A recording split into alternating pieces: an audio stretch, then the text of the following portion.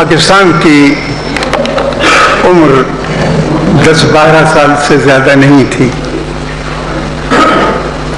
میرا لڑکپن تھا. میں پاکستان سے کوئی 10-12 برس بڑا ہوں.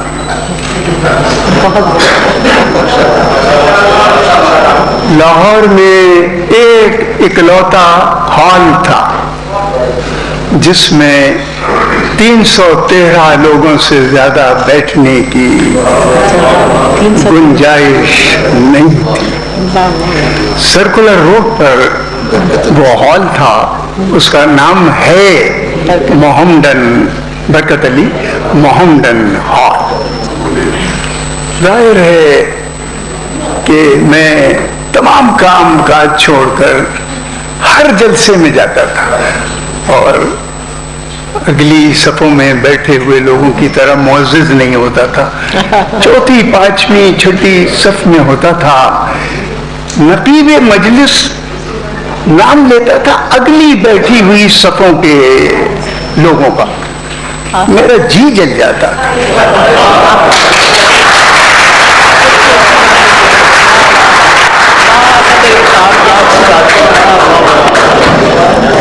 یہ دل زندہ کہتا تھا کہ اس مجلس سے اٹھ کر میں بھاگ جاؤں جہاں مجھے کوئی مانتا نہیں جانتا نہیں اور میں ایک حرف زائد کے طور پر یہاں موجود ہوں. اے تمام میرے دوستوں نامعلوم جو آخری صف پر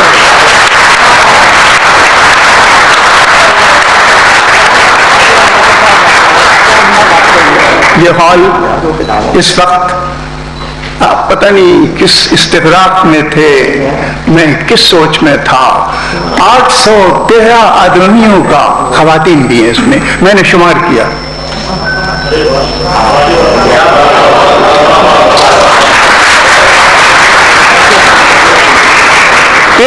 لوگوں کے مبارک و مقدس نام اور کچھ کے 2 دفعہ لیے گئے. بھائی یہ نہ کیجیے گا, یہ نہ کیجیے. ہر شخص جو آیا ہے وہ ایک قدر و قیمت رکھتا ہے.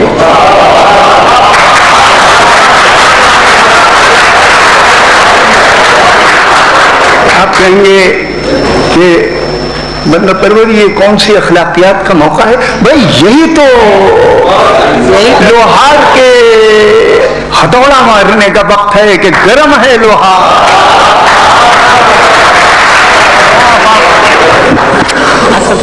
خواتین و حضرات, ہم لکھنؤ میں نہیں ہیں.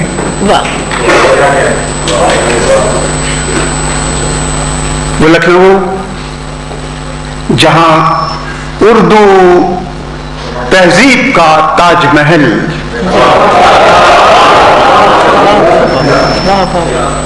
امام باڑہ آصف الدولہ موجود ہے. افسوس صد افسوس کہ اس کی محرابی دیواروں پر داخلے کی ہدایات ہندی زبان میں لکھی ہے. جی جی مبارک ہوئے اہل لاہور تمہیں.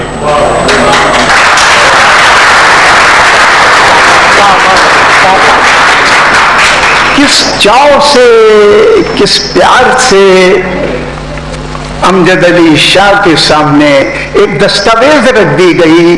ریلوے اسٹیشن لکھنؤ کے 4 جنکشن بنائے گئے تھے, 2 قبول کیے گئے. ایک کا نام دسترخوان شاہی پر میٹھے چاولوں کی ایک قاب رکھی جاتی تھی. میری محترم خواتین جانتی ہیں اس کا نام ہے 4 باغ اسٹیشن. میٹھے چاولوں کی قسم ہے کہ اگر مردہ کو کھلائیں تو 6-7 منٹ کے لیے زندہ ہو جاتا ہے.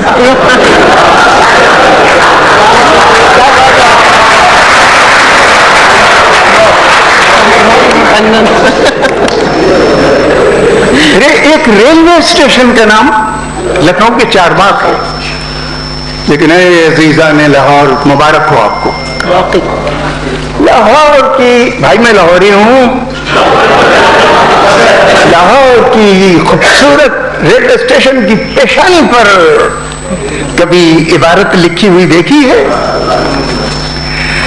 شرم آتی ہے ایسی بدخط عبارت میں کسی ٹوٹے پھوٹے قلم کی نوک سے لکھنؤ کے 4 باب ریلوے اسٹیشن کا نام لکھا گیا ہے اردو میں، ٹوٹی پھوٹی اردو میں. میں اس وقت نئی دلی میں نہیں ہوں. 11 میل کا سفر میں نے پالم کے ہوائی اڈے سے کریم ہوٹل تک کیا ہے. آنکھیں ڈھونڈتی تھی کسی خوبصورت عبارت میں لکھی ہوئی اردو میں کوئی بورڈ نظر آ جاتا. اہل لاہور مبارک ہو تمہیں.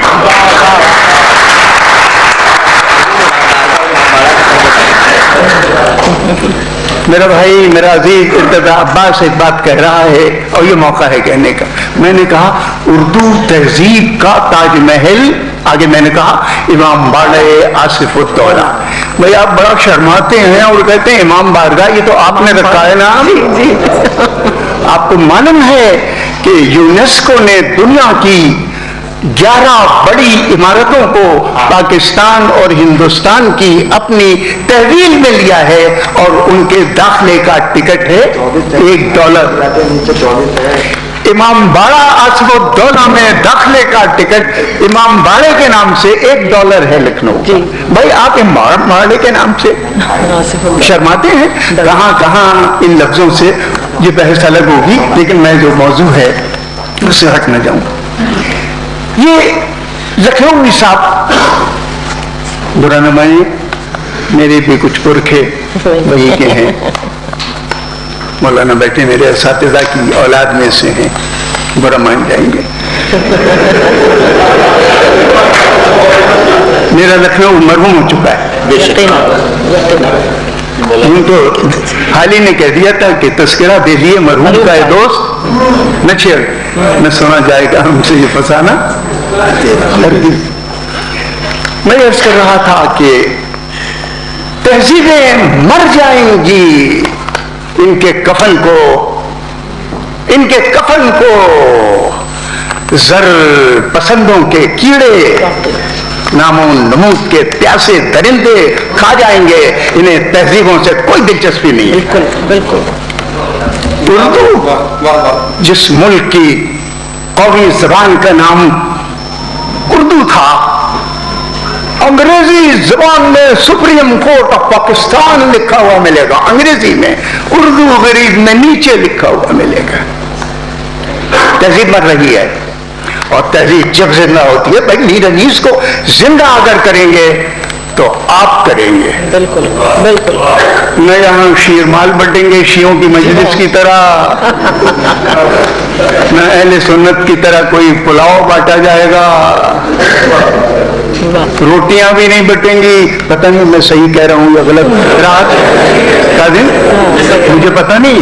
تو تہذیب کو کون زندہ کرے گا بھائی؟ تہذیب کو یہ غریب انسان زندہ کرے گا.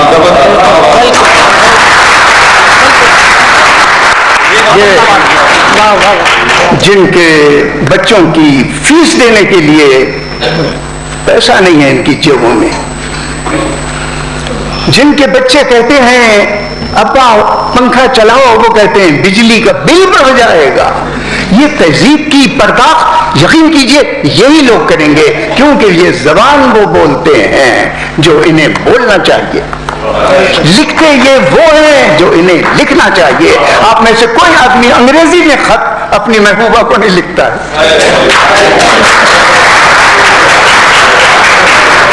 میری مراد ہے اپنی ماں کو بیٹا، اپنی بیوی کو شوہر، اپنی بہن کو بھائی، اپنی زبان میں. بازار میں چلے جائیے، قریہ قریہ گھومیے. میر انیس کو زندہ کرنے کے لیے لازم ہے کہ تہذیب سے محبت کرنا سیکھیے. اور تہذیب سے ریاستیں تو اب محبت نہیں کریں گی، انہیں کرسی سے محبت ہے، انہیں تہذیب سے محبت نہیں ہے. اقبال آج سے 83 سال پہلے ایک بات کہہ گئے ہیں، آپ کے سامنے کہہ دوں. وہ آپ کے بارے میں کہی ہے، میں بھی ہوں اس میں شامل.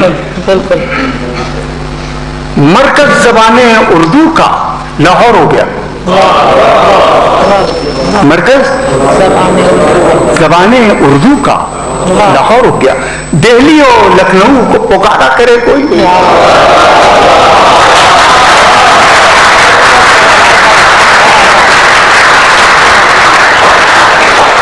زبان زندہ رہے گی, میر انیس تب زندہ رہیں گے. بالکل بالکل.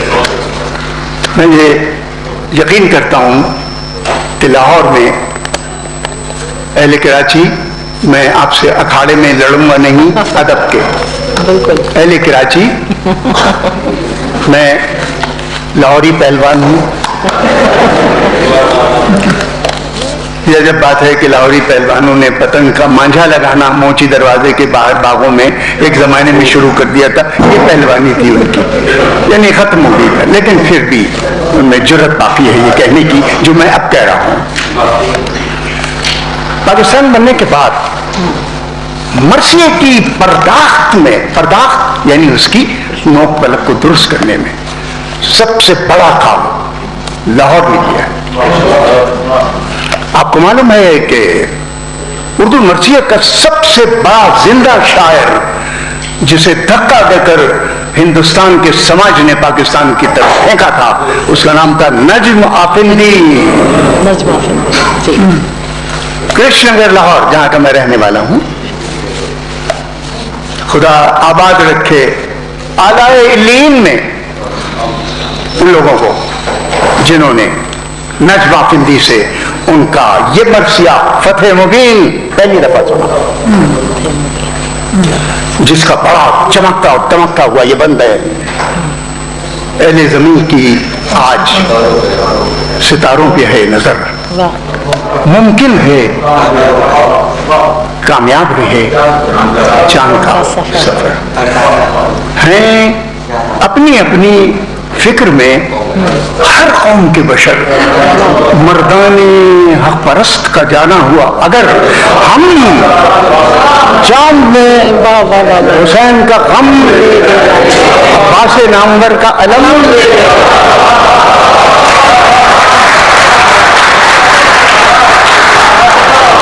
یہ زندہ مرثیہ, یہ اورنگ آباد میں اس کا پلاٹ تیار کیا گیا, خلد آباد میں جہاں اورنگزیب دفن ہے. خلد آباد ایک جگہ ہے اورنگ آباد کے پاس, حیدرآباد دکن میں, ایلورا سے ایسٹ میں چلے جائیں, وہاں نجم کہتے ہیں کہ اس کا پلاٹ تیار کیا. واہ بھائی واہ, اس مرثیے کا سفر شروع کہاں سے ہوا اور اس کی رونمائی کہاں ہوئی؟ لاہور. بڑے بڑے طالب علم بیٹھے ہوئے ہیں, میں نے علماء نہیں کہا, منتہی نہیں کہا, ہم سب طالب علم ہیں. مرثیہ سمجھنے والے جانتے ہیں کہ نجم بڑے چھوٹے سے قامت کے آدمی تھے بھائی. پتہ نہیں آپ میں سے کچھ لوگ جانتے ہوں ایسے کہ اگر گلی سے گزریں تو بچے آوازہ لگا دیں, ایسے جیسے چند بند میں نذیر اکبر, ڈاکٹر شمس العلماء نذیر احمد نے ایک واقعہ لکھا کہ ایک بزرگ جن کا قامت چھوٹا تھا ذرا جھکائے ہوئے کمر کو جا رہے تھے. ایک شریر بچے نے, کوئی مجھ جیسا ہوگا, کہا کہ تاؤ یہ کمان کتنے کے لیے ہے؟ ایک بزرگ گلی سے جا رہے تھے, اخلاقیات کی کتاب ہے بھائی چند پن ڈپٹی نذیر احمد کی. ارے بے توفیق معاشرے سے گفتگو کر رہا ہوں, آپ اپنے بچوں کو چند پن پڑھوائیے, وہ مزہ آئے گا. فکشن کا وہ مزہ آئے گا, ہیری پوٹر کا وہ پڑھنے کا مزہ نہیں آئے گا. وہ ذرا سی جھکی ہوئی کمر سے جا رہے تھے تو ایک شیطان نے کہا کہ تاؤ یہ کمان کتنے کے لیے ہے؟ کہا بھتیجے مول خریدنے کی ضرورت نہیں, تھوڑی دیر انتظار کر لو, کچھ مدت کے بعد مفت مل جائے گی.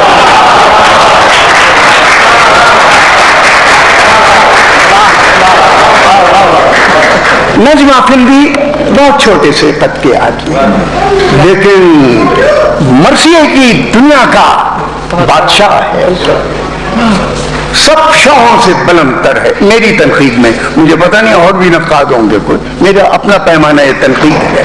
मैं खाता बजाता तनकीद का हूँ, बाजा भी जी और खाजा भी, दोनों चीजें मेरी तनकीद है।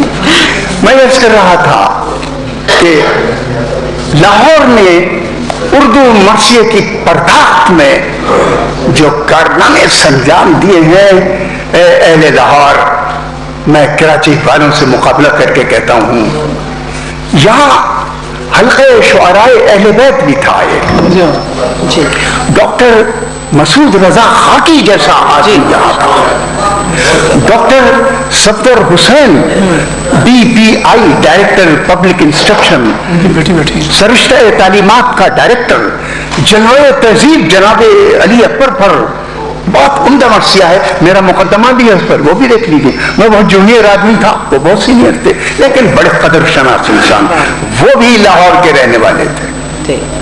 उन्होंने मरसिए को असरे नौ पहचानवाया दुनिया के सामने, बल्कि उर्दू जबान में कह दूं, उर्दू को जनवाया है फिर से,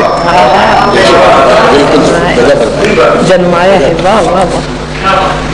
हफीज जालंधरी बेचारे पहली दफा फंस गए लखनऊ वालों में।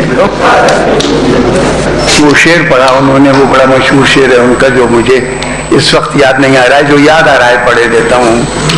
हफीज अहले ज़बां कब मानते थे, बड़ी मुश्किल से मनवाया गया कोई लुकमा। आप जानते हैं लुकमा क्या होता है? मजमे में कोई ज़हीन आदमी बरमहल एक जुमला छोड़ देता है। किसी लुकमाबाज ने, डॉक्टर हिलाल नकवी जैसा कोई लुकमाबाज होगा, उतना हुजूर बाबा बाबा क्या कहना। हफीज अहले ज़बां तब जानते थे, बड़ी मुश्किल से जनवाया गया। जन्माया गया, ये माना लाहौर के लोगों में बड़ी खूबियां हैं, बड़ी खूबियां हैं। सिर्फ सिरी पाए नहीं खाते। मेरी सारी जवानी यही गुजरी है। 4 आने किराया होता था रेलवे स्टेशन से और दरबार, दाता दरबार तक का। पूरी जिंदगी मैंने बड़े प्यार से लाहौर को देखा है। मुझे एक बात बड़ी पसंद आई, लाहौर की जिंदगी में आजादारी, रिसा साथ साथ चलते रहे। आपको मालूम है कि अहले सुन्नत का जलीलुल कद्र मैं बहुत नागवार समझता हूं जब कोई शिया तकरीब को शिया तकरीब कहकर शिया तकरीब का ऐलान किया जाता है। और मीर रईस और रिसाई अदब अदब है, लिहाजा अब मैं जो बात कह रहा हूं उसे मुफ्त लीजिएगा, मोल कबूल न कीजिएगा। ये मोल क्या है, बाद में अर्ज करूंगा। लाहौर में अहले सुन्नत का सबसे बड़ा मुतकल्लिम मरसिए का अपने 6 मरसिए करबला गामे शाह में पढ़ता रहा है 1956 से लेके 63 तक। उसका नाम है सबा अकबर आबादी। अहले लाहौर मरकज ज़बान उर्दू का लाहौर होता है। चलती फिरती कहानियों में से एक कहानी और कह दूं, शियों की बात आ गई है तो कह दीजिए, वरना मैं लफ्जी इस्तेमाल कम करता हूं। शियों की सबसे बड़ी मोतबर तफसीर, उसका नाम है उम्दतुल बयान, हजरत मौलवी अम्मार अली सोनीपति।